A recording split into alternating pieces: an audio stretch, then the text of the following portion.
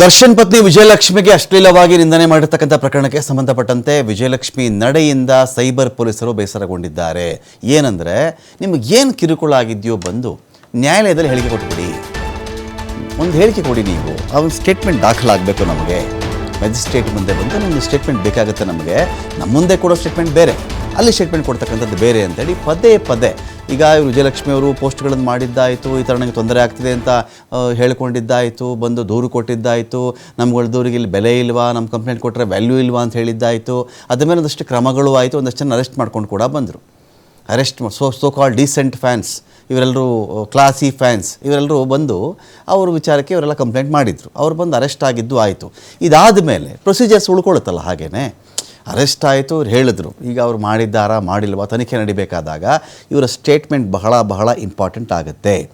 Cyber ಪೊಲೀಸರು ಹೇಳ್ತಿರೋದೇನು, ವಿಚಾರಣೆಗೆ ಸ್ಪಂದಿಸ್ತಾ ಇಲ್ಲ ವಿಜಯಲಕ್ಷ್ಮಿ ಅವರು, ನೋಟಿಸ್ ಕೊಟ್ಟರು ರಿಪ್ಲೈ ಮಾಡಲ್ಲ, ಫೋನ್ ಮಾಡಿದ್ರು ರೆಸ್ಪಾನ್ಸ್ ಮಾಡ್ತಾ ಇಲ್ಲ. ಇವರು ಕೋರ್ಟ್ನಲ್ಲಿ 164 ಸ್ಟೇಟ್ಮೆಂಟ್ ದಾಖಲಿಸಬೇಕಾಗತ್ತೆ.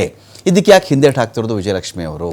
ಕೋರ್ಟ್ನಲ್ಲಿ 164 ಸ್ಟೇಟ್ಮೆಂಟನ್ನು ಕೊಡಬೇಕು ಅಂಥೇಳಿ ಸೈಬರ್ ಪೊಲೀಸರು ನೋಟಿಸ್ ಕೊಟ್ಟಿದ್ದಾರೆ. ಒಂದು ಕಡೆ ನೋಟಿಸ್ ಜೊತೆಗೆ ಫೋನ್ ಮಾಡಿಯೂ ಮನವಿ ಮಾಡಿಕೊಂಡಿದ್ದಾರೆ ಪೊಲೀಸರು. ಸುಮಾರು 10ಕ್ಕಿಂತ ಹೆಚ್ಚು ಬಾರಿ ಮನವಿ ಮಾಡಿಕೊಂಡಿದ್ದಾರಂತೆ ಪೊಲೀಸರು. ಆದರೆ ಇವತ್ತು ಬರ್ತೀನಿ, ನಾಳೆ ಬರ್ತೀನಿ ಅಂಥೇಳಿ ವಿಜಯಲಕ್ಷ್ಮಿ ಬರ್ತಾ ಇಲ್ಲ, ಹಿಂದೇಟು ಹಾಕ್ತಾ ಇದ್ದಾರೆ. ಹೀಗಾಗಿ ವಿಜಯಲಕ್ಷ್ಮಿ ಅವರ ನಡೆಗೆ ಬೆಂಗಳೂರಿನ ಸೈಬರ್ ಪೊಲೀಸರು ಬೇಸರಗೊಂಡಿದ್ದಾರೆ.